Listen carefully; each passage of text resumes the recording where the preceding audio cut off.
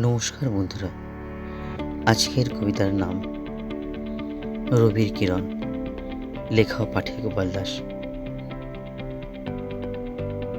রবির কিরণ ছড়িয়ে আছে বিশ্বভুবন জগৎ জুড়ে, বেঁচে থাকার শক্তি যোগায় জীবনের সকল দিক দিগন্তে। সবাই যখন পথ হারায়, তুমি নতুন পথের খোঁজ দিশা, তখন রবির আলো দেখায় পথ জীবনের সঠিক স্থানে ঠিকানায়। রবির আলো ভীষণ ভালো, সকল জটিলতা কাটিয়ে দেয় কাজ।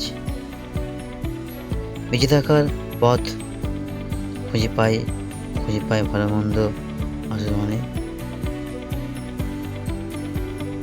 অন্ধকারের আলোর ঠিকানা, রবির দ্বারে আলোর কিরণ। নমস্কার, আপনারা এই কবিতাটি শুনলেন কবি গোপাল দাসের লেখা কণ্ঠের মধ্যে দিয়ে করা হয়েছে। রবির আলো